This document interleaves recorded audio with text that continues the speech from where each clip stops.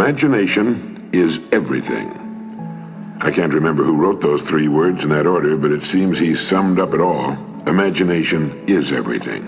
Our lives will reflect the way we use our imagination. The child imagines himself walking like the adults he sees above him. As soon as he can walk, he wants to run. As we reach successive plateaus in life, we begin to imagine ourselves reaching the next one. And thus our imaginations lead us on from one idea to another through every day and every year of our lives. But if we're not careful, our imaginations can lead us into mazes of confused complications from which we may find it difficult to extricate ourselves. So it's a good idea, as we use our imagination, to always strive for simplicity, to avoid the complicated. Remember the three main departments of living: family, how we spend our days, work and leisure, and income. If we're wise, we'll work toward keeping each as uncomplicated as possible, as interesting and as rewarding as possible, but at the same time, simple and straightforward. Are we living the lives we want to live, or are we living stereotyped lives based on phony values? Usually they're a combination of both, a kind of compromise which says surely other people must have some idea of what constitutes the good life. After all, there are so many of them. But when we look closer, we see that they're living shadow lives, as Mumford calls them. In competition, ice skating, you've seen a couple match each other's movements almost perfectly. It's called shadow skating, I believe. They try to match each other's movements so perfectly that each might be the other's shadow. In any sort of neighborhood, you will tend to find people living much the same way. Their homes, landscaping, furnishings, and lives are typified, if by anything at all, by an almost total lack of imagination. Imagination, like anything else, needs fuel for production. You can't have something from nothing. Thomas Edison said, "I'm a sponge. I want to know the answer to everything." With his great lifetime inventory of information, he could assemble an incredible array of new combinations and permutations. Electric light is a combination of elements, and so is any good idea, or any bad idea for that matter. Most of us make the mistake of not asking why. Why do I live here, in this house, rather than in some other house? Why this life instead of another life? Why this work instead of other work? Why these rewards instead of others? Now, this doesn't mean we'll change anything necessarily, but at least we'll be living lives that have been examined and found to be to our personal liking. We'll know that we're not living the lives we're living simply because they reflect and are pretty much composite copies of the lives we see about us. There should be, to my way of thinking, deep main currents in our lives. Our family lives, our work and our leisure, and our rewards in the form of income. Our family lives should be good and richly satisfying. What is our input here?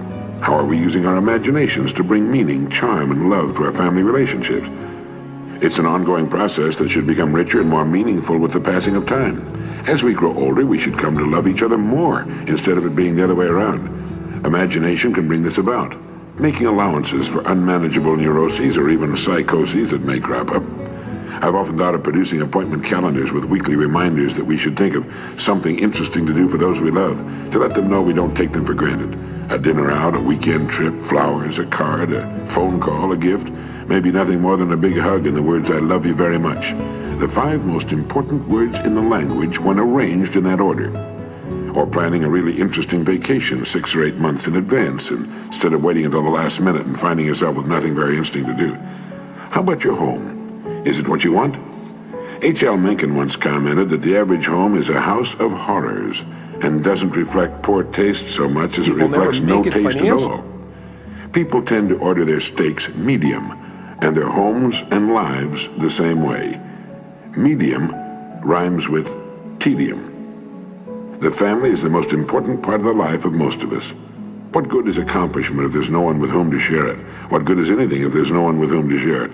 And since the family is first in importance, it represents a fertile field for the imagination, not just for the woman in the family, but for the man, and hopefully the kids as well. Family creative thinking sessions are a lot of fun and a never-ending source of good ideas. Check every idea for basic simplicity. Avoid complication whenever possible. Next, imagination as it applies to the way we spend our days, our work, and our leisure. Let's take them in order. No matter what it is we want, if it's within the realm of reality, we can get it through imagination applied to our work. Nothing now being done by man is being done the way it can and will be. Everything will be done much better. Not can be, will be. Whether it's the result of our applied imagination or not. People who resist change in their work are impediments to progress, yet the first words the new person on the job usually hears are, "Now this is the way it's done around here." A business leader made the comment that if we're doing anything this year the way it was done last year, we're obsolete. Now that's an extreme generalization, but deserves careful attention. In most things, it's true. Now, while getting new ideas in business is usually the best way to guarantee unpopularity, it's still the only way to renewal and growth. People resist new ideas from the top to the bottom of an organization, especially if it's an older organization. Championing a new idea is a lonely business. But if you believe it's a good idea, if your research causes you to believe it will be of significant benefit, and the costs and disruption necessary to test the idea are not completely out of line with its ultimate benefits, then fight it through. Do it as diplomatically as you can, make as few enemies as possible, but fight it through if you believe in it. The object of management is not to be loved by the people in the organization. It's to make things happen most profitably for all concerned, particularly the customer. People historically have stood in the way of virtually every good idea, and especially if it isn't theirs. Your good ideas can lead to your dismissal from an organization. But ideas are more important than a job.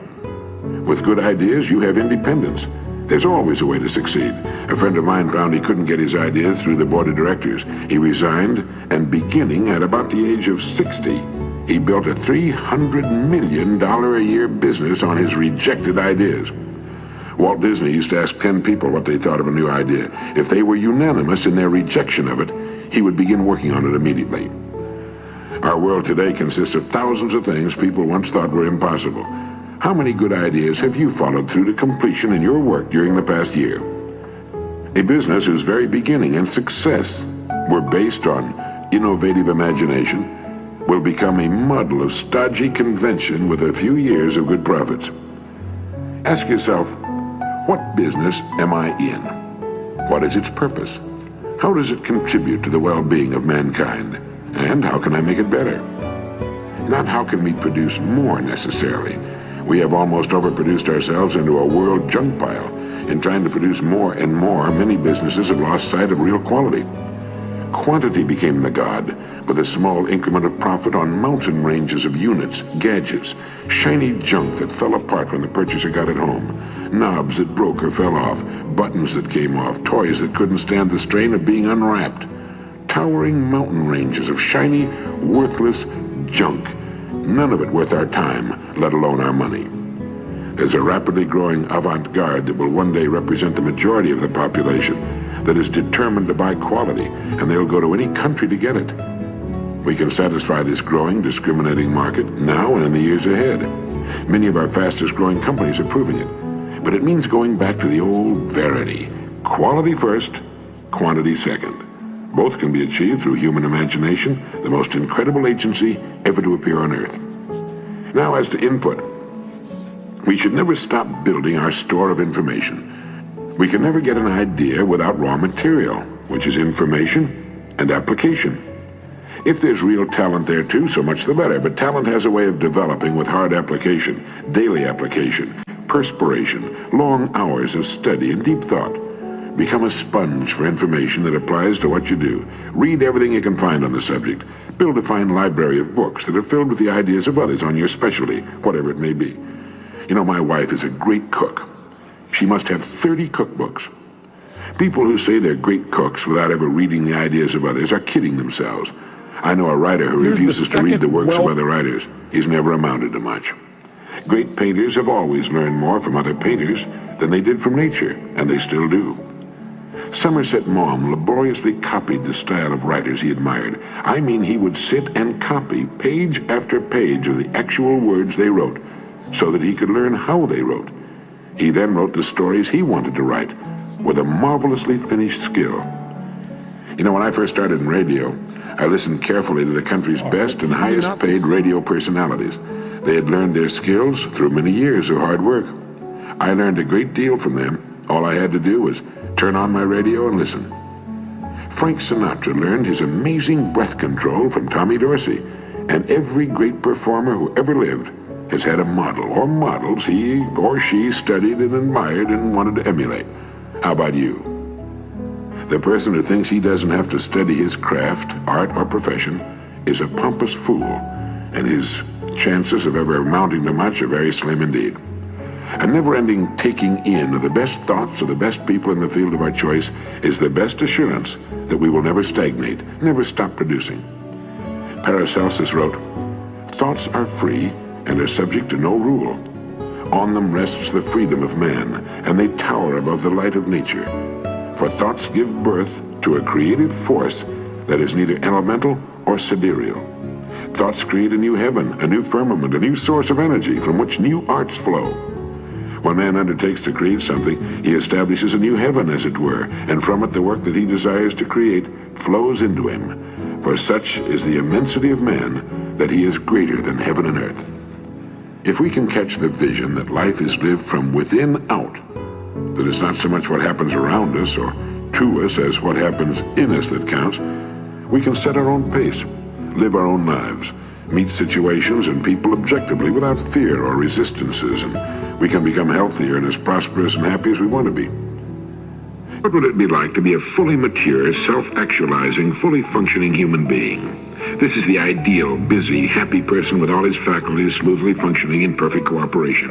No wars going on inside, no hang-ups, no neuroses. The ideal productive person. The late Dr. Maslow made a study of self-actualized people, and they stack up this way. First, these superior people have the ability to see life clearly, to see it as it is rather than as they wish it to be. They are less emotional and more objective about their observations. They're far above average in their ability to judge people correctly and to see through the phony or the fake. Usually their choice of marriage partners is far better than average, although by no means perfect. These self-actualized people are more accurate in their prediction of future events. They see more fully, and their judgment extends to an understanding of art, music, politics, and philosophy. Yet they have a kind of humility, the ability to listen carefully to others, to admit they don't know everything, and that others can teach them. This concept can be described as a childlike simplicity and lack of arrogance. Children have this ability to hear without preconception or early judgment. As the child looks out upon the world with wide, uncritical, innocent eyes, simply noting or observing what is the case, without either arguing the matter or demanding that it be otherwise, so does the self-actualizing person look upon human nature in himself and in others.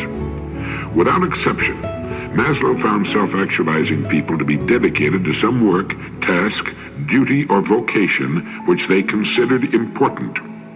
Because they were interested in this work, they worked hard, and yet the usual distinction between work and play became blurred.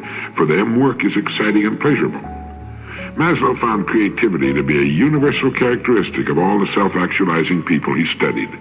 Creativeness was almost synonymous with the terms healthy, self-actualizing, and fully human. Now here again, the creativity of these people is similar to that of little children before they learn to fear the ridicule of others. Maslow believes this to be a characteristic which is too frequently lost as we grow older. Self-actualizing people either do not lose this fresh, naive approach, or if they lose it, they recover it later in life. Spontaneity is typical of this person. Self-actualizing people are less inhibited, therefore more expressive, natural, and simple. And of course, they have courage. The courage that's needed in the lonely moments of creation. This is a kind of daring, going out in front all alone, a defiance, a challenge. Thus, while these persons are humble in that they're open to new ideas, they're willing to forego popularity to stand up for a new idea. The self-actualizing person is a hard worker. Inspirations are a dime a dozen. The difference between the inspiration and the finished product, for example, Tolstoy's War and Peace, is an awful lot of hard work. To go on, the self-actualizing person has a low degree of self-conflict. He's not at war with himself. His personality is integrated. This gives him more energy for productive purposes. As Maslow puts it, truth, goodness, and beauty are in the average person in our culture only fairly well correlated with each other, and in the neurotic person even less so. It is only in the evolved and mature human being, in the self-actualizing, fully functioning person, that they're so highly correlated that for all practical purposes they may be said to fuse into a unity. The psychologically healthy person is both selfish and unselfish, and in fact these two attitudes merge into one. The healthy person finds happiness in helping others. Thus, for him, unselfishness is selfish. They get selfish pleasure from the pleasures of other people, which is a way of being unselfish. Or saying it another way, the healthy person is selfish in a healthy way, a way which is beneficial to him and to society too. Research indicates that the healthy person is most integrated when facing a great creative challenge, some worthwhile goal, or a time of serious threat or emergency. The mature person has a healthy respect for himself, a respect based upon knowledge that he is competent and adequate, and while not dependent upon it, frequently receives deserved respect from others. Such a person does not need or value unwanted fame or notoriety. He's in control of himself and his destiny. He's not afraid of himself, ashamed of himself, or discouraged by his mistakes. He makes mistakes, but takes them in stride. The psychologically healthy person is highly independent, yet enjoys people. He's free. He resists the dictates of culture when it does not agree with his point of view. The average person is motivated by deficiencies. He seeks to fulfill his basic needs for safety, belongingness, love, respect, and self-esteem. The healthy person is motivated by a desire for self-actualization or growth. Dr. Maslow said to his students, if you deliberately plan to be less than you are capable of being, then I warn you that you'll be unhappy for the rest of your lives. You'll be evading your own capacities, your own possibilities.